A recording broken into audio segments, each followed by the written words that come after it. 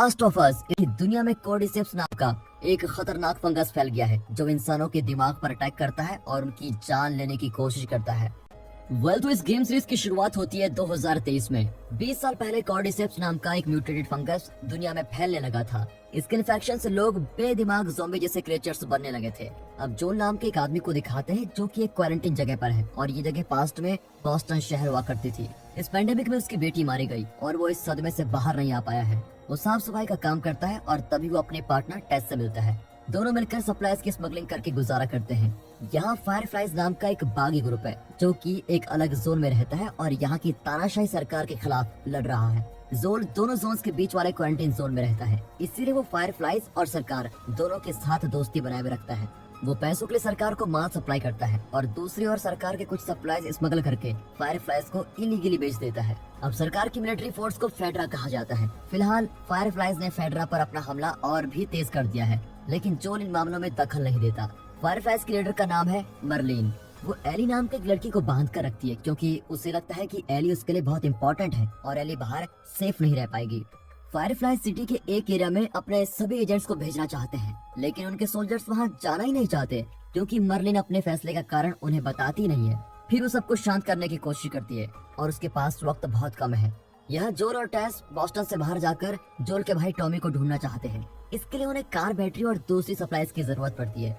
फिर भी ये सभी चीजें खरीदने के लिए एक डीलर को पैसे देते हैं, पर वो इनके पैसे ऐंठ कर इनको धोखा दे देता है। फिर जोल और टेस उससे बदला लेने के लिए एक बिल्डिंग में जाते हैं जहाँ वे उससे मिले थे, लेकिन वहाँ खून ही खून दिखता है और मर्लिन गन शॉट से घायल पड़ी होती है। वे रियलाइज करते हैं कि उस डीलर ने इनकी चीजें फायरफ्लाइज को बेचने की कोशिश की थी। मर्लिन का बहुत खून बह जाता है। इस वजह से वो जोल और टेस से कहती है, तुम एली को यहाँ से दूर लेके जाओ और सिटी में छुपा कर रखो। कल शाम को फायरफ्लाइज एजेंट्स सिटी के दूसरे कोने में शिफ्ट होंगे और सोल्जर्स का ध्यान उन पर ही रहेगा। उस मौके का फायदा उठाकर तुम इसको लेकर ओल्ड स्टेट कैपिटल बिल्डिंग में चले जाना। वहाँ एली को सौंप कर तुम लोग अपनी जरूरत की सप्लाईज ले सकते हो। अब अगली रात को दोनों एली को लेकर निकलते हैं और बॉर्डर की दीवार के एक होल से उस तरफ निकल जाते हैं। वहाँ फेडरा का एक सोल्जर इन पर गन पॉइंट करता है। दरअसल वो जोल को पहचानता है क्योंकि वो जोल से कई बार सप्लाईज खरीद चुका था। टेस विनती करती है कि प्लीज हमें जाने दो, लेकिन सोल्जर नहीं मानता और इन्हें इन्फेक्शन के लिए स्कैन करने लगता है। लेकिन जब वो एली को स्कैन करने लगता है तो टेस उस पर चाकू से वार कर देती है। जोल तुरंत उस पर झपटकर उसे लगातार पंच करता है, लेकिन टेस देखती है कि स्कैनर पर रेड दिखाई दे रहा है, यानी कि एली कॉर्डिसेप्स से इन्फेक्ट हो चुकी है। अब जोल और टेस को उस पर शक होता है, लेकिन वो चिल्लाती है कि मैं बिल्कुल ठीक हूँ, लेकिन वक्त बहुत कम है, इसलिए वे तुरंत उसे क्वारंटाइन जोन से निकालकर बॉस्टन की टूटी हुई बिल्डिंग्स के बीच चले जाते हैं। अगली सुबह जब एली उठती है तो दोनों गन्स लिए बैठे होते हैं और पूछते हैं कि सच बताओ, क्या तुम इन्फेक्टेड हो? एली बताती है कि कुछ हफ्तों पहले उसे एक इन्फेक्टेड इंसान ने काटा था, लेकिन अब तक उसमें इन्फेक्शन के कोई सिम्टम्स नजर नहीं आए। इसीलिए फायरफ्लाइज को लगता है कि उसके शरीर में इन्फेक्शन की कोई दवा है। मर्लिन एली को फेडरा से बचाकर ले जाना चाहती थी और उस पर टेस्ट करना चाहती थी, इसलिए उसने एली को फेडरा की नजरों से दूर रखना चाहा था। अब जोल और टेस को उस पर विश्वास करना ही पड़ता है और वे उसे ओल्ड स्टेट कैपिटल बिल्डिंग में ले जाने का फैसला कर लेते हैं। पहली बार क्वारंटाइन से बाहर की दुनिया को देखकर एली बहुत ही हैरान होती है। वो टेस से क्लोज हो जाती है, लेकिन जोल को अभी भी उस पर शक होता है। ओल्ड स्टेट कैपिटल तक पहुंचने का सीधा रास्ता ब्लॉक होता है क्योंकि वहाँ इन्फेक्टेड क्रिएचर्स आराम कर रहे होते हैं। टेस बताती है कि सारे इन्फेक्टेड लोग कॉर्डिसेप्स फंगस के जरिए कनेक्टेड होते हैं और अगर एक को हमारी भनक लग गई तो वे इसका सिग्नल बाकियों को पास कर सकते हैं और सभी फिर एक जगह इकट्ठा हो जाएंगे। इसलिए ये बेहतर होगा कि हम उन्हें डिस्टर्ब ना करें और दूसरे रास्ते से सेफ होकर जाएं। अब उन्हें एक पुराने म्यूजियम के बीच से जाना पड़ता है जो कभी इन्फेक्टेड क्रिएचर से भरा हुआ था, लेकिन अब वे सब मर चुके हैं। वे बिल्डिंग के रूप से होकर सिटी को क्रॉस करने का फैसला करते हैं, लेकिन जब वे लास्ट फ्लोर पर पहुंचते हैं तो इन्फेक्टेड क्रिएचर्स की आवाज सुनाई देती है। दरअसल इन्हें क्लिकर्स कहा जाता है क्योंकि इनकी आवाज क्लिक साउंड से मैच करती है। क्लिकर्स अंधे होते हैं और साउंड की मदद से शिकार करते हैं। तीनों एकदम स्टैचू की तरह खड़े रहते हैं ताकि क्लिकर्स को उनका पता ना चले, लेकिन वे बहुत देर इस तरह नहीं रह पाते और जल्द ही क्लिकर्स उन पर अटैक करने लगते हैं। जोल और टेस उनसे लड़ते हैं और एली एक जगह छुप जाती है। जोल और टेस क्लिकर्स को खत्म करके रूफ पर पहुंचते हैं। टेस इसमें घायल हो जाती है और जोल उसके घाव पर इलेक्ट्रिक टेप लगाता है ताकि वो आसानी से चल पाए। कुछ देर बाद वे ओल्ड स्टेट कैपिटल बिल्डिंग में पहुंचते हैं। वहाँ फायरफ्लाइज का ट्रक होता है, लेकिन बिल्कुल खाली, पर वहाँ खून के दाग भी होते हैं और वे उसे फॉलो करके बिल्डिंग में चले जाते हैं। वहाँ फायरफ्लाइज की लाशें पड़ी होती हैं और ढेर सारे एक्सप्लोजिव्स भी होते हैं। अब जोल गैस करता है कि इनमें से एक इन्फेक्टेड हो गया था और उसने बाकी एजेंट्स पर अटैक करके सभी को मार डाला। तभी एक इन्फेक्टेड आदमी आता है, लेकिन जोल उस पर लगातार फायर करता है। तब पता चलता है कि क्लिकर्स इस जगह को घेरने वाले हैं। अब टेस हर तरफ एक्सप्लोसिव फेंक देती है और गैसोलीन नीचे गिरा देती है। वो इन दोनों को जल्द से जल्द बाहर भागने को कहती है। वो जोल से कहती है कि तुम जाकर हमारे फ्रेंड्स बिल और फ्रैंक से मदद मांगो, पर जोल उसे छोड़कर नहीं जाना चाहता। तभी एली रियलाइज करती है कि म्यूजियम में टेस इन्फेक्ट हो गई थी। टेस के कंधे पर एक बाइट मार्क होता है। टेस उन्हें जबरदस्ती बाहर भेज देती है। उनके जाने के कुछ सेकंड्स में ही क्लिकर्स का एक झुंड दरवाजा तोड़कर अंदर आ जाता है और टेस लाइटर जलाने की लगातार कोशिश करती है, पर क्लिकर्स कोई आवाज सुनकर रुक जाते हैं। एक क्लिकर टेस के पास आकर उसे किस करता है। तभी लाइटर जलता है और टेस उसे गैसोलीन पर फेंक देती है। पूरी बिल्डिंग एक्सप्लोड होती है। जोल और एली टेस को याद करते हुए आगे बढ़ते हैं। दोनों अब बॉस्टन के बाहर एक जंगल में रुकते हैं। जॉर्ज टेस के बारे में सोचकर बहुत दुखी भी होता है। एली भी परेशान दिखती है, पर जोल कहता है कि वक्त कम है, हमें चलना चाहिए, लेकिन तुम कभी टेस का जिक्र मत करना। ये कहकर दोनों अपने लक्ष्य की ओर निकलते हैं। अब एली पूछती है कि कॉर्डिसेप्स पेंडेमिक कैसे शुरू हुआ था। जोल कहता है कि असल में ये पेंडेमिक कैसे शुरू हुआ ये तो मैं नहीं जानता, लेकिन एक थ्योरी ये है कि एक बड़ी फूड प्रोडक्ट्स कंपनी के सप्लाई चेन में ये फंगस आ गया था। कंपनी को इसका पता नहीं चला और वे अपने प्रोडक्ट्स दुनिया भर में एक्सपोर्ट करने लगे और इस तरह कॉर्डिसेप्स पेंडेमिक दुनिया भर में फैल गया। क्योंकि एक ही समय में ये दुनिया के कई जगहों में फैल गया, इसे कंट्रोल करना नामुमकिन हो गया था। इसी वजह से ज्यादातर लोगों को क्वारंटाइन जोन्स में जाना पड़ा था, लेकिन इन क्वारंटाइन जोन्स में जगह न होने के कारण कई लोगों को मार डाला गया था। एली अब टॉपिक चेंज कर देती है और पूछती है कि बिल और फ्रैंक कौन है, लेकिन तभी वे लाशों का एक ढेर देखते हैं। फिर दिखाते हैं कि 20 साल पहले जब पेंडेमिक शुरू हुआ था तो बिल फेडरा से छुपकर एक जगह रहने लगा था। उसने उस एरिया में चारों ओर पासवर्ड प्रोटेक्टेड फेंस बना लिया था और अब वो अपनी जरूरत की चीजें खुद ही तैयार कर लेता है। पेंडेमिक के कुछ साल बाद फ्रैंक उस जगह पर आया और बिल के ट्रैप में फंस गया था। बिल उसे मारने जाता है, लेकिन फ्रैंक कहता है मुझे भूख लगी है। इस पर बिल उसे घर ले जाकर खाना देता है। फिर दोनों अपने अकेलेपन के बारे में बात करते हैं और साथ रहने का फैसला करते हैं और तब से दोनों एक हैप्पी कपल है और उस एरिया में ही रहते हैं। इनके पासवर्ड प्रोटेक्टेड फैंस के अंदर कोई नहीं जा सकता। फ्रैंक बिल को बताता है कि मैंने बॉस्टन के कुछ लोगों से रेडियो कांटेक्ट किया और उन्हें यहाँ बुला लिया है, पर बिल इस बात से गुस्सा होता है क्योंकि वो नहीं चाहता कि यहाँ कोई और आए। लेकिन जोल और टेस वहाँ पहुँच जाते हैं और फ्रैंक उनके आने से बहुत एक्साइटेड होता है, पर बिल उन पर शक करता है। इसके बाद जोल और टेस अक्सर यहाँ आकर इनके साथ लेन देन करते थे। अब एक रात फ्रैंक गन शॉट सुनकर अचानक उठ जाता है। वो बाहर जाकर देखता है तो बिल फैंस को क्रॉस करने वाले लोगों पर फायर कर रहा होता है। वो फायर थ्रोवर्ड्स का इस्तेमाल करके उन्हें खत्म कर देता है। फ्रैंक उससे अंदर आने को कहता है, लेकिन तभी बिल के पेट में एक बुलेट लग जाता है। फ्रैंक उसे तुरंत अंदर ले आता है और उसके बुलेट बाहर निकालता है। इसी बीच बिल बेहोश हो जाता है, लेकिन जिंदा है। अब 2023 में दिखाते हैं कि फ्रैंक को कोई बीमारी हो गई है और वो चल नहीं पाता, इसलिए वो व्हील चेयर पर होता है। बिल उसका बहुत ख्याल रखता है, लेकिन इस कपल की जिंदगी बहुत मुश्किल हो जाती है। एक दिन फ्रैंक बिल से कहता है कि मैं अब तुम पर बोझ बनकर नहीं रहना चाहता, पर जाने से पहले तुम्हारे साथ एक डेट पर जाना चाहता हूँ। बिल बड़ा इमोशनल हो जाता है, लेकिन उसकी बात मान जाता है।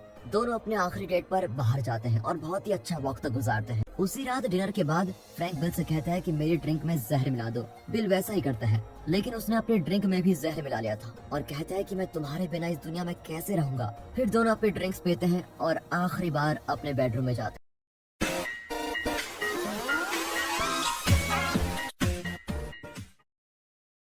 कुछ दिन बाद जोल और एली वहाँ पर पहुँचते हैं। बिल और फ्रैंक को वहाँ न पाकर जोल जरा परेशान होता है। बिल ने जोल के लिए एक मैसेज छोड़ा होता है कि मैंने तुम्हारी जरूरत की सारी सप्लाईज तैयार रखी हुई है। अब जोल और एली नहाकर सारी सप्लाईज बटोरने लगते हैं। वे बिल का ट्रक भी ले लेते हैं। एली एक हैंडगन चुरा कर रख लेती है। अब जोल और एली जोल के भाई टॉमी की तलाश में निकल पड़ते हैं।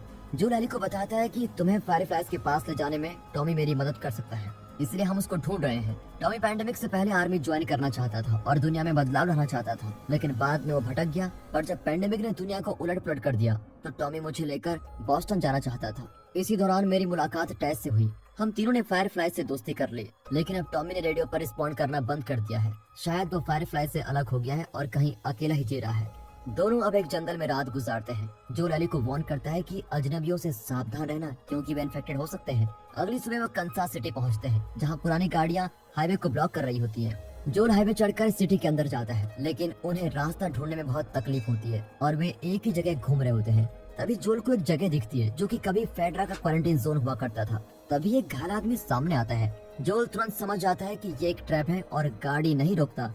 इतने में एक भारी चीज गाड़ी पर गिरती है और कार वहाँ बिछाए हुए टायर स्पाइक्स पर चढ़ जाती है और इसी बीच जोल कार का कंट्रोल खो देता है और गाड़ी एक स्टोर के अंदर चली जाती है। तभी उन पर भारी फायरिंग होती है। फिर जोल और एली गाड़ी से उतरकर उसके पीछे छिप जाते हैं। जोल भी उन पर फायर करता है। इसी बीच एली एक होल के जरिए वहाँ के कमरे में घुस जाती है। तभी जोल 2 अटैकर्स को गोली से उड़ा देता है। फिर तीसरा आदमी आकर जोल पर अटैक करता है और उसकी गर्दन दबाने लगता है। तभी एली अपना चाकू निकालती है, लेकिन फिर उसे याद आता है कि उसके पास बिली की हैंडगन है। वो वापस स्टोर में जाकर उस अटैकर को शूट कर देती है। वो जान की भीख मांगता है और कहता है कि मैं किसी को तुम्हारे बारे में नहीं बताऊंगा। अब जोल एली को वापस स्टोर के अंदर जाने को कहता है। फिर वो अटैकर का चाकू निकालकर उसे मार ही डालता है। सिटी के दूसरे कोने में एक बागी ग्रुप के लीडर कैथरीन को दिखाते हैं। दरअसल इनके बागी ग्रुप ने फेडरा के आउटपोस्ट पर कब्जा कर लिया है। कैथरीन एक डॉक्टर को बंदी बना लेती है और पूछती है कि हेनरी कहाँ पर है, पर वो गन पॉइंट पर कोई भी इन्फॉर्मेशन देने को तैयार नहीं होता। अब कैथरीन उसे शूट करने ही वाली होती है, लेकिन तभी एक गार्ड आकर कहता है कि किसी ने हमारे आदमियों को मार डाला है। वो तुरंत स्पॉट पर जाती है और अपने साथियों से कहती है कि गली गली छान मारो और हेनरी को पकड़ लाओ। इस तरह ऑर्डर देकर वो लौट आती है और डॉक्टर को पॉइंट ब्लैंक रेंज में शूट कर देती है।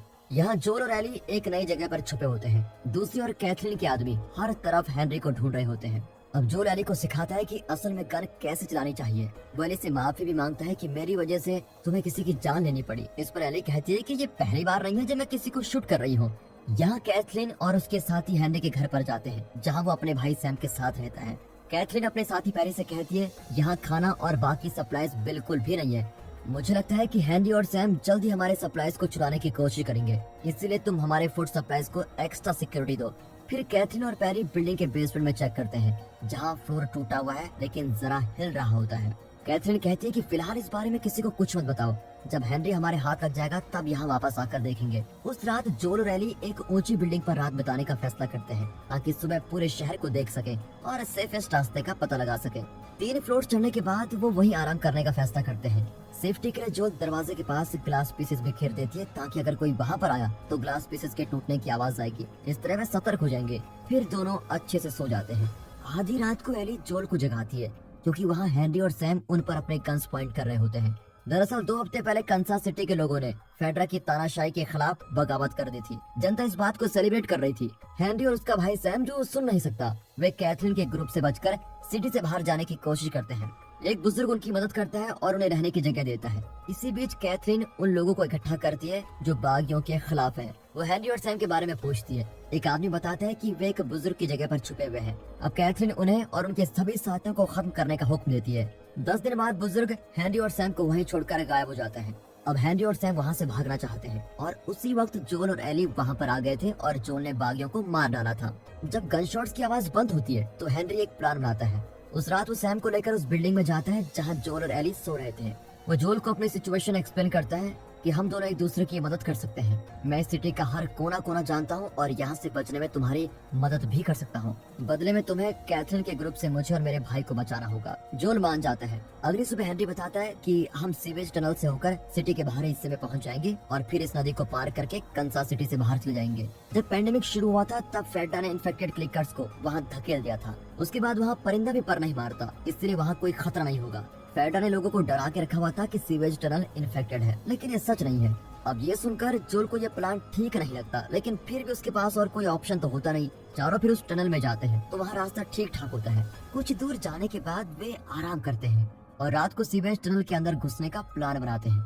तभी हेनरी बताता है कि कई साल पहले मैं बागियों के साथ मिलकर फेडरा को खत्म कर देना चाहता था, लेकिन फिर मुझे ल्यूकेमिया नाम की एक बीमारी हुई। इस बीमारी की दवा बहुत महंगी है। तब फेडरा ने मेरा ब्रेन वॉश किया कि अगर दवा चाहिए तो बदले में बागियों के लीडर को पकड़ने में हमारी मदद करो। मुझे सैम के लिए खुद को बचा कर रखना था और उनकी बात माननी पड़ी। मैंने अपने लीडर की लोकेशन फेडरा को बता दी और फेडरा ने उन्हें मार भी डाला और हमारा लीडर कैथरीन का भाई था और इस बात का बदला लेने के लिए कैथरीन मुझे ढूंढ रही है। यहाँ पैरी कैथरीन को बताता है कि हमारी टीम हेनरी और सैम को ढूंढ नहीं पाए। कैथरीन अब इमोशनल होकर कहती है कि हेनरी ने मेरे भाई को फेडरा के जाल में फंसा दिया और फेडरा ने उसे मार डाला। फेडरा के हाथों मरने से पहले मेरे भाई ने मुझसे कहा था कि किसी से बदला मत लेना, लेकिन हेनरी एक धोखेबाज है। मैं उसे और उसके भाई को मरा हुआ देखना चाहती हूँ। यहाँ ये चारों सीवेज टनल से बाहर निकलते हैं। अब जोल और एली जरा रिलैक्स होकर सिटी के बॉर्डर की ओर जाते हैं, लेकिन अचानक ही कोई उन पर फायर करता है। तभी जोल और बाकी लोग गाड़ी के पीछे छिप जाते हैं। जोल देखता है कि पास की एक बिल्डिंग से एक स्नाइपर फायर कर रहा है। वो दूसरों को वहीं रुकने को कहता है और अकेला उस बिल्डिंग में जाता है। वहाँ पर एक बुजुर्ग गन लिए बैठा होता है। जोल विनती करता है कि शूट मत करो, लेकिन वो जोल को शूट करने जाता है। इतने में जोल उसे शूट कर देता है। तभी उस बुजुर्ग की वॉकी टॉकी पर कैथरीन की आवाज सुनाई देती है। उसे पता चल जाता है कि कैथरीन उनका पता लगा चुकी है। तभी कैथरीन की टीम वहाँ जाती है। जोल गाड़ी के ड्राइवर पर फायर करके उसे मार डालता है। इसी वजह से ट्रक एक बिल्डिंग से क्रैश होता है। अब कैथरीन का ग्रुप ट्रक से उतर आता है। फिर कैथरीन हेनरी को सरेंडर करने को बोलती है। हेनरी अपने साथियों की सेफ्टी की मांग करता है, पर कैथरीन उसकी कोई बात सुनने को तैयार नहीं होती। अब हेनरी एली से कहता है कि तुम सैम को साथ लेकर यहाँ से बच निकलो। हेनरी फिर कैथरीन के आगे सरेंडर हो जाता है। कैथरीन उसे शूट करने जाती है कि अचानक ही एक ट्रक जमीन के अंदर जाने लगता है। देखते देखते जमीन के अंदर से इन्फेक्टेड क्लिकर्स बड़ी तादाद में बाहर आकर इन पर अटैक करने लगते हैं। मौका पाकर हेनरी, सैम और एली वहाँ से भाग जाते हैं। फिर कैथरीन और उसके साथी अपनी जान बचाने के लिए क्लिकर्स पर फायर करते हैं। एली तभी एक कार में घुस जाती है। तभी एक बेबी क्लिकर रेंगता हुआ अंदर आता है। एली कार से बाहर निकलती है और बेबी क्लिकर को कार के अंदर बंद कर देती है। दूसरी ओर जोएल क्लिकर्स को शूट कर रहा होता है और एली उनके बीच से निकल जाती है। हेनरी और सैम एक कार के नीचे छिप जाते हैं क्योंकि क्लिकर्स उन्हें अटैक करने आते हैं।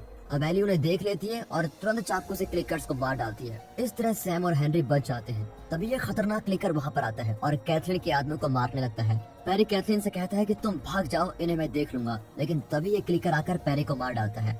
हेनरी, एली और सैम बचकर भागते हैं। इतने में कैथरीन उन पर गन तानकर खड़ी हो जाती है, पर जब वो हेनरी को शूट करने वाली होती है तभी एक क्लिकर उस पर झपट पड़ता है और उसे मार डालता है। अपनी मेन एनिमी को मरा हुआ पाकर वे चैन की सांस लेते हैं।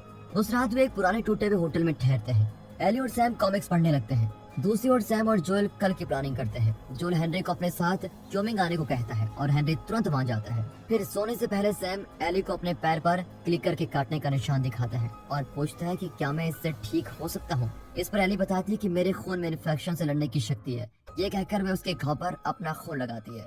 वो हेनरी और जोएल को नहीं बताती कि सैम इन्फेक्ट हो गया है। अगली सुबह एली देखती है कि सैम बड़े ही अजीब तरीके से बैठा हुआ है। वो उसके पास जाती है तो सैम उस पर अटैक कर देता है। एली दूसरे कमरे में जाकर गिरती है और सैम भी उसके पीछे आता है। जोएल और हेनरी उठ जाते हैं और सैम उस क्रीचर को देखते ही उसे शूट कर देता है, लेकिन बाद में वो रियलाइज करता है कि ये उसका भाई है। वो इस बात को सह नहीं पाता। जोएल उसे शांत करता है और गन वापस मांगता है, लेकिन हेनरी खुद को शूट कर लेता है। इस तरह वे हेनरी और सैम को खो देते हैं। अब जोएल उन दोनों की लाशों को दफना देता है और एली उनकी चीजों को पैक कर लेती है। आज जो कुछ भी हुआ एली उसे भूल जाना चाहती है और सिर्फ इतना पूछती है कि हमें किस दिशा में जाना है। जोएल उसे बताता है कि हम दोनों व्योमिंग की ओर पैदल चल पड़ते हैं। वे नहीं जानते कि आगे उनके रास्ते में किस तरह के खतरे आएंगे, लेकिन दोनों सर्वाइव करने की कोशिश करते रहेंगे। और इसी के साथ इस सीरीज के पहले पार्ट खत्म होते हैं। Emotional damn it! और अगर आपको ये सीरीज अच्छी लगी हो, वीडियो अच्छी लगी हो, एक्सप्लेनेशन अच्छा लगा हो, वीडियो को लाइक कीजिए और चैनल को सब्सक्राइब कर दें। बाकी ऐसे ही मजेदार सीरीज के साथ मिलते हैं।